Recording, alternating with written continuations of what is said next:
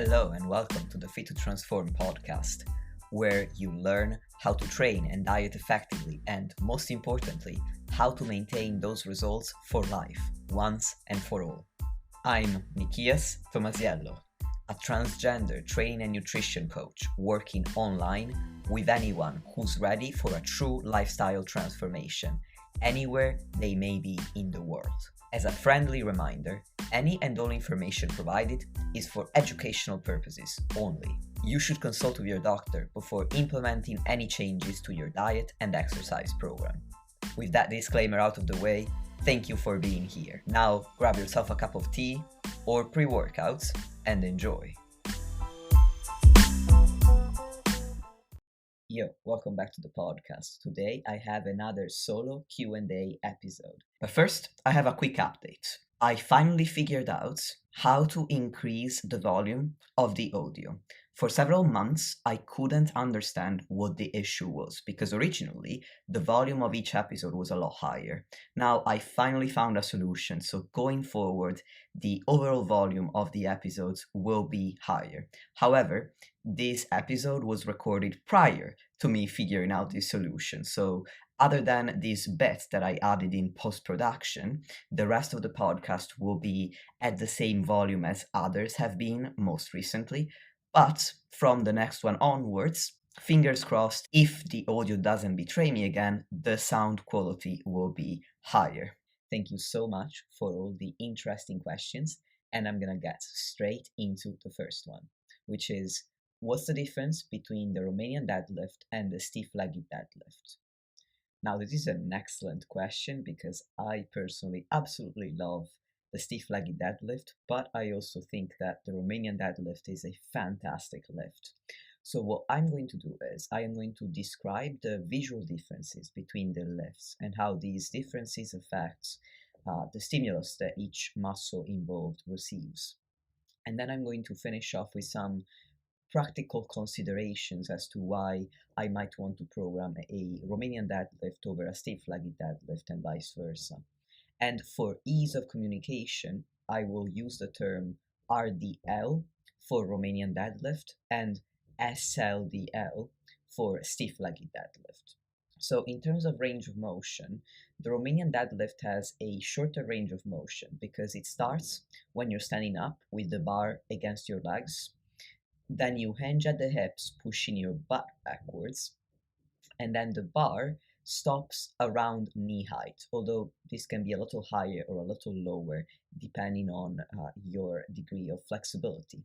The stiff-legged deadlift, on the other hand, usually starts from the floor, so it's a pull from the floor. Then you stand up, and then you hinge at the hips to lower the bar back on the floor. In addition, the RDL requires a slight and soft bend in your knee.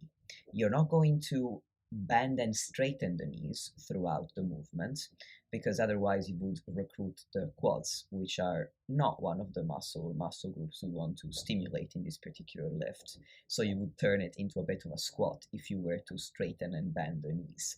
What you're going to do is you are going to bend the knees softly before you start the movement and maintain that degree of bend throughout each repetition.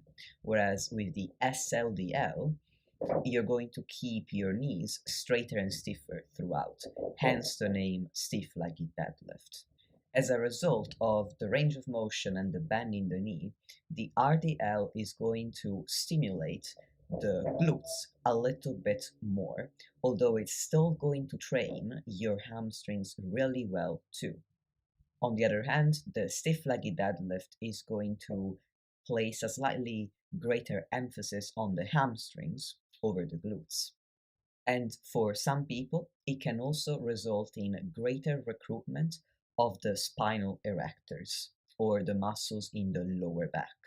In terms of practical considerations, if I've never worked with someone and they are more of a beginner lifter, I typically start them on a RDL or a Romanian deadlift because it's a little bit easier to get better at it if you're not really familiar with a lot of deadlift variations because the range of motion is a little bit smaller. Then over time, as the person becomes more and more familiar with the lift and more skilled with it, I may also trial a stiff leggy deadlift depending on how well the RDL is actually stimulating their hamstrings and whether they even want to train their hamstrings, or if they want to prioritize their glutes, then in that case we will stick with the RDL. Another consideration to make is your own degree of flexibility. As I've mentioned, due to the fact that the SLDL has a larger range of motion, you're going to need to be more flexible to perform that movement without excessive rounding of the lower back, which wouldn't be ideal. So perhaps the RDL is simply more comfortable for you at this stage. Or as an alternative, you could still perform a stiff leggy deadlift, but stop the range of motion before reaching the floor. So keep your knees straight and stiff rather than softly bent, but not aim to reach the floor with the barbell. And finally, as I've mentioned, the stiff leggy deadlift does tend to recruit the spinal erectors a little bit more in some people, especially if you start it from the floor and end it on the floor. And that can make some people uncomfortable if they're not used to it. And it might fatigue this particular muscle group to a point that might affect other lifts as well, especially other lifts that also loads the spine, for example, a barbell bent over row or a squat. So you might want to program the stiff legged deadlift, but be careful not to have a squat or a barbell bent over row in the same session or in the session immediately the day before or immediately the day after. This is not to say that the RDL can't be fatiguing for the spinal erectors, because it still involves axial loading. You're still loading the spine. However, it's a matter of degree. The fact that the SLDL has a larger range of motion, and the fact that during an SLDL, the bar typically travels a bit further away from your legs than during an RDL, these two factors contribute to the SLDL sometimes being more fatiguing for the spinal erectors than the RDL. My personal favorite, as I've said, is the stiff leggy deadlift. I feel that it really works my hamstrings, it sets them on fire. I have the flexibility for it, and I don't struggle with excessive fatigue in the lower back. And as a pro tip to really stimulate the hamstrings, I found that when you're hinging at the hips to perform the SLDL, typically I would advise to push your butt backwards until your hips can no longer move back. If you get to a point where your hips can't move back anymore, but you're still lowering your torso, you're no longer using the hamstrings or the glutes, because your hamstrings and your glutes do not move your torso. So your torso only moves because your hips are moving backwards.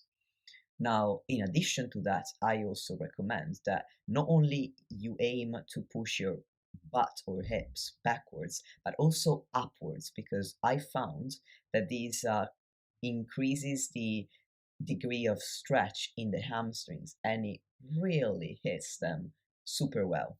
So I hope that this answer helps you out. Now, the second question is a question that a client of mine asked me during a check-in. So shout out to you, Amy. I know you listen to the podcast, so thank you very much for that, of course, and excellent job so far. Anyway, the question is, how can I fuel my workout in a fat loss phase if I train early in the morning?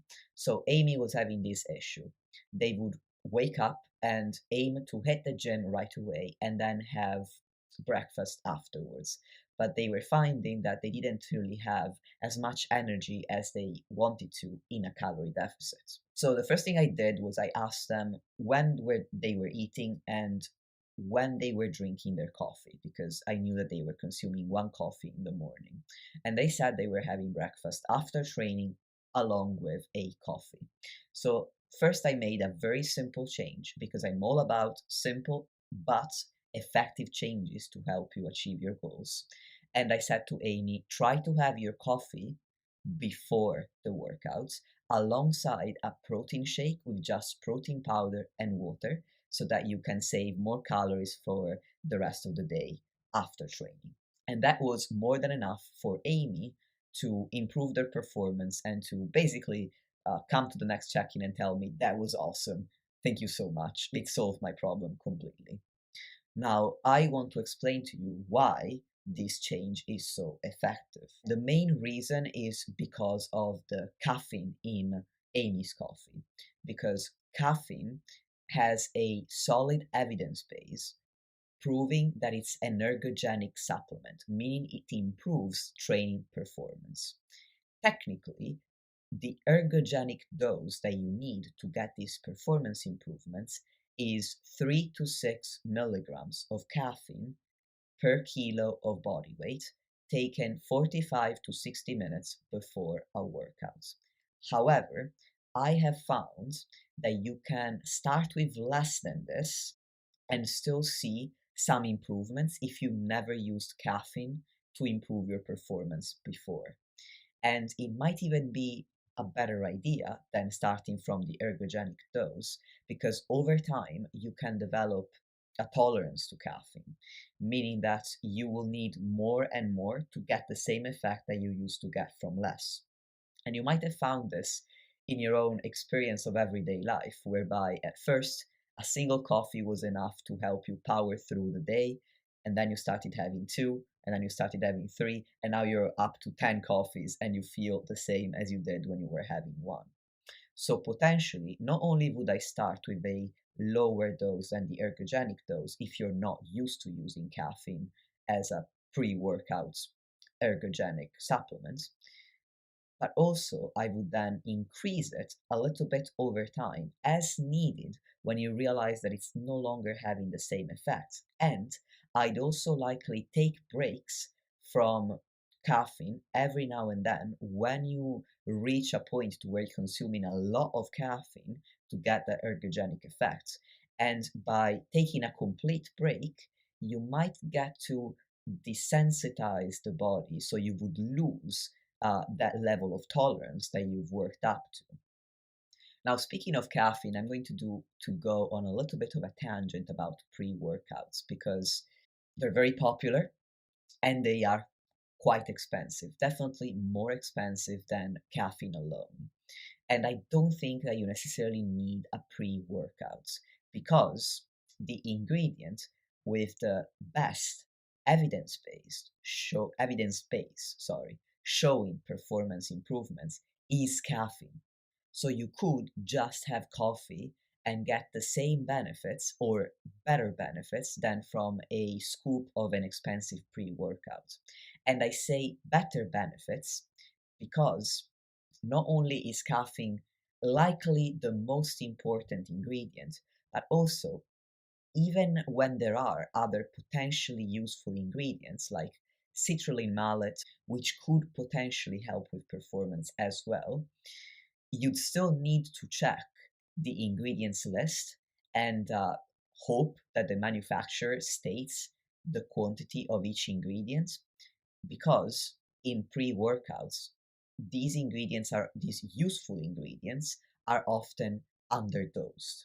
So yes, as a pre-workout might contain creatine, citrulline, and caffeine, and therefore technically you might think, okay, so this is worth buying. But then if the dose isn't ergogenic, you are not going to get the benefits that you think you would get from a pre-workout. So personally, I would take either caffeine alone, or if you choose to take other ingredients like creatine monohydrate, which I would recommend, to be honest. I recorded an entire episode on caffeine, which was episode 47, not caffeine, on creatine, episode 47, What You Need to Know About Creatine, with Dr. Scott Forbes, who is also known as Dr. Creatine. He's a world leading expert on creatine, so you can listen to that one if you don't know about all the benefits of creatine already. Oh, and by the way, speaking of creatine and caffeine, when I said that caffeine has the most solid evidence base showing that there is an ergogenic effect if you take this supplement before a workout, I didn't mean to say that creatine does not have a solid evidence base, because it does, but creatine doesn't have an effect acutely, so you won't take creatine and see a benefit to your workouts 45 to 60 minutes later, like you will with caffeine.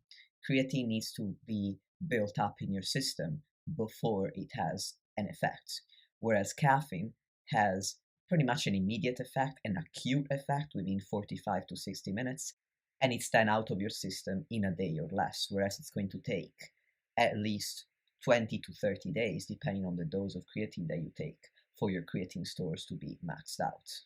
Anyway, the point is, if you choose to take another ingredient aside from caffeine, I would take this ingredient on its own.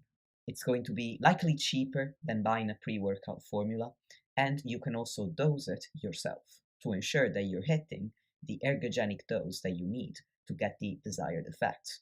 And if you don't know about what the ergogenic dose might be, I strongly recommend checking out a website called examine.com. You can just put the supplement that you're researching into the search bar, and the website is going to give you the latest evidence based information on its benefits, its potential contraindications, if there are any, and the dosages commonly used in studies. Examine.com is my go to resource when I want to research supplements because it's curated by a lot of evidence based researchers. So I know and trust that the information provided is reliable.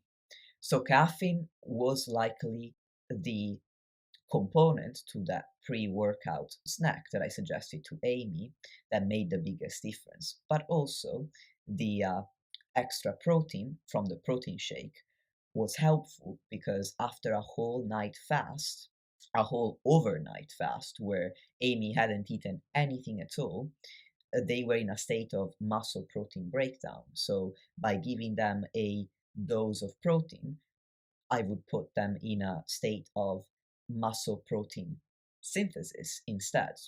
So positive net muscle protein balance, which is important for muscle growth and maintenance, especially during a calorie deficit when building muscle is harder because you have less energy coming in from food.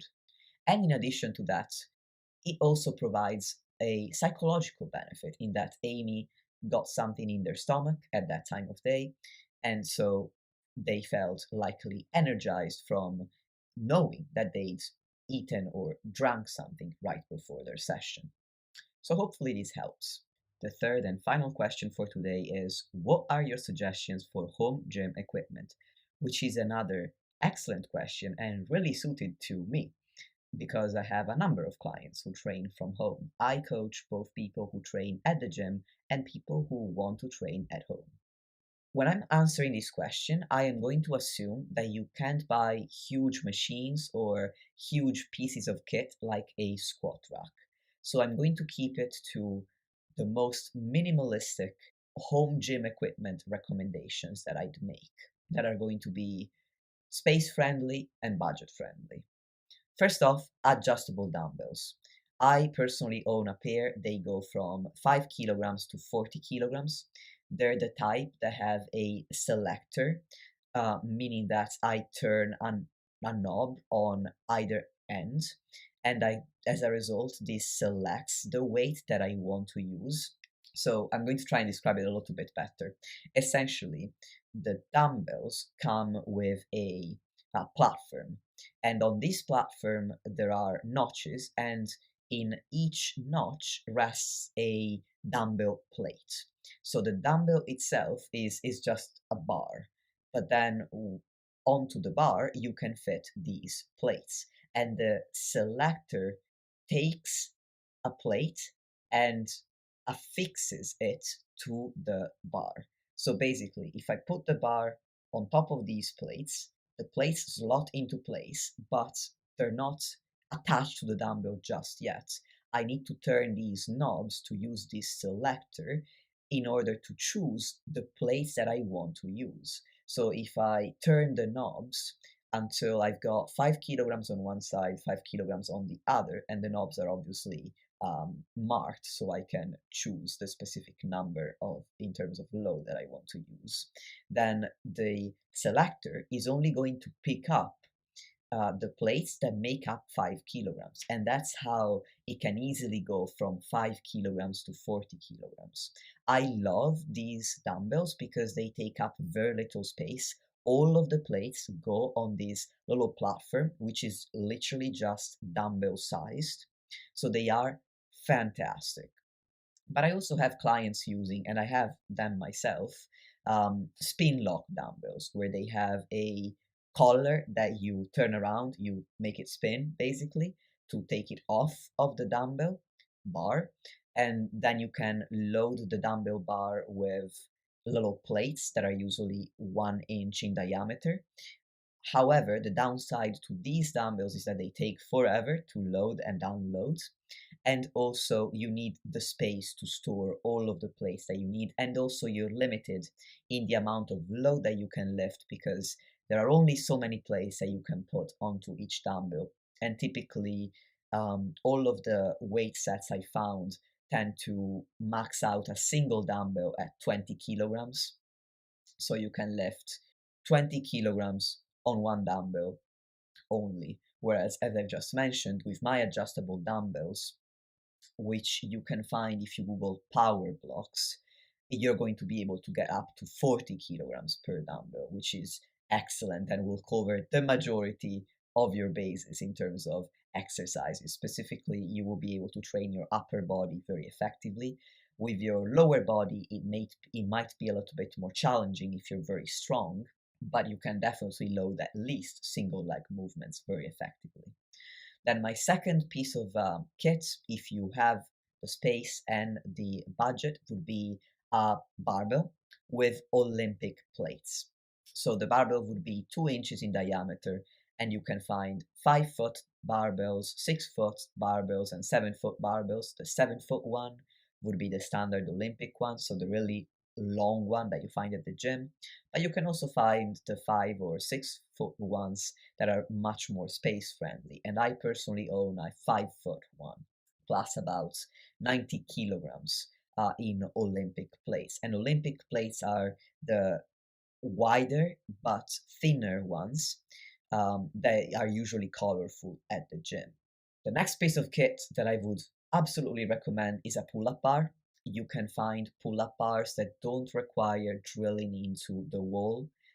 They just require a doorway, and then you can set them up on top of the doorway, and they won't fall off. They have they're built in a specific way so that they can just hang from the doorway and hold all of your weights up without any issues. I've had my own pull-up bar for years now, and it's excellent. I would especially recommend getting one with multiple grips, so you can not only do pull-ups and chin-ups, but you can also do neutral grip pull-ups, and just get a little bit more of variety in terms of hand grips, which is important because the different grips are going to stimulate slightly different muscles in the back and provide different ranges of motion as well. The next piece of kit on my list of recommendations is called a suspension trainer, or TRX.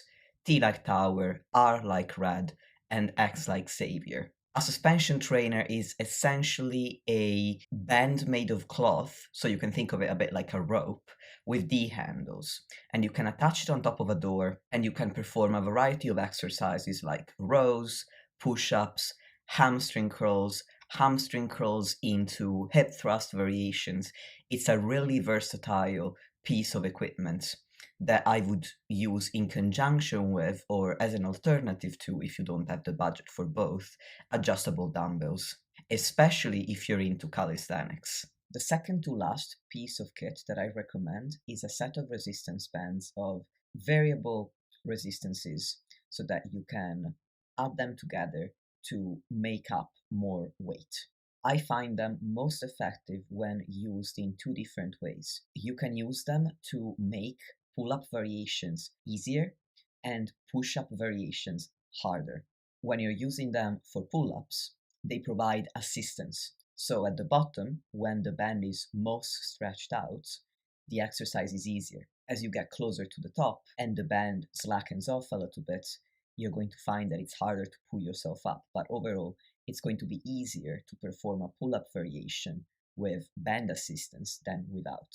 As for push-ups, it's the opposite. When you're pressing away, the band is going to stretch, and this is assuming that you are wrapping the band around your shoulders and then under your hands. So your hands are pressed against the floor or the support that you're using, and the band is between the hands and the floor or the support. So when you're pressing away, the band is stretching, making the exercise harder, and then it slackens off as you lower yourself back to the ground. The second way in which bands can be used very effectively is to add resistance when you're already using dumbbells. For example, if you're doing a row, but you only have so much weight that you can put on your dumbbells, and you've already maxed out that weight, what you can do, assuming you're doing a single arm row, is you can wrap a band around the dumbbell and then anchor it to a piece of furniture or a door that's in front of you. So then when you're pulling towards you, you no longer have only the resistance coming from the dumbbell, but also the resistance coming from the band. So as you achieve peak contraction, so as you're pulling the elbow towards your torso or your hips, depending on the row variation, you're going to experience more difficulty, a bigger challenge than if you didn't have a band there. You can obviously use the bands on their own as well to do, for example, rows or presses. However, as I've been mentioning while discussing their effectiveness, bands make an exercise harder in a certain position when they're fully stretched, but they make it easier when they slacken off. So basically, they provide a type of resistance that's not consistent. It changes as the band stretches out and slackens off. In many cases, the lack of consistent tension makes the exercise less effective. For example, if you're doing a row without any dumbbells, without a barbell, you're just using the bands, you have the greatest amount of tension in the bands when you have your elbows bent. Then the bands slacken off as you extend the arms, and you're getting your back muscles into a lengthened position, which has been shown in research to be very important for hypertrophy. But as you get into that lengthened position, there's very little to no challenge to your back muscles. So you're losing the effectiveness of that portion of the range of motion, and you only retain the effectiveness of the contracted range of motion. So from my perspective, unless you have no other option, you have certain physical limitations that make exercising with dumbbells and barbells, or even only your body weight, unsafe for you, then I wouldn't use bands in isolation. I would use them to add weight to exercises where you're using the barbell or dumbbells and you need extra weight. Bearing in mind that some exercises are not suited to add in a resistance band because they simply might not be more effective that way, or they might even be dangerous. So the specifics of each exercise need to be considered on a per exercise basis. So don't start adding bands to every single exercise based off of this podcast, is what I mean. Finally, when it comes to resistance training equipment, I would also recommend a bench that goes flat and incline. And outside of resistance training, I also strongly recommend a walking pad, which is a mini treadmill that fits right under your desk. I've had it since last year, actually, since 2022. I love it. I can get all of my steps without stepping out of my flat, which I do anyway because sun exposure is important for mental and physical health. But even if I didn't, I would still get my movement in. So if you have the budget, it's really space friendly. It doesn't make a lot of noise, so I can also use it in a flat complex where I live, where there are people living on floors above and below me. They don't bother, the walking pad doesn't bother anyone, and I can use it while I'm working. It's basically my favorite gift that I got for my birthday last year, because shout out to Judy, my mother-in-law, she got it for me. She was super kind.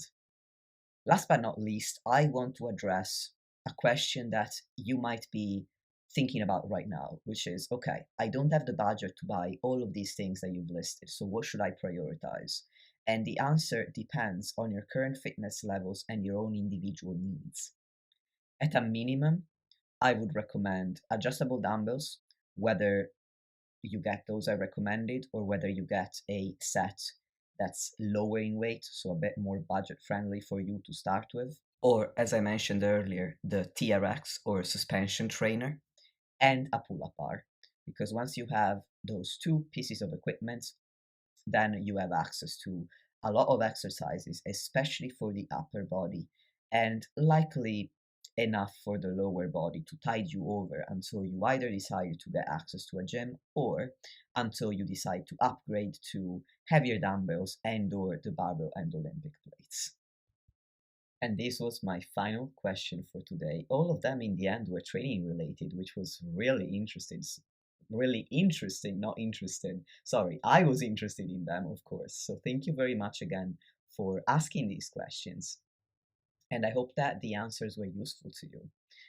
If you want to connect with me, please send me a DM on Instagram or email me at fit2transform@gmail.com. And if you're ready to level up your lifestyle, your physique, and your mindset about food and exercise, then I'm the coach for you. And you can contact me by filling out the application form linked below, or you can email me at the same email address I just mentioned, and I am really looking forward to hearing from you. Thanks, as always, for your time, and until the next episode.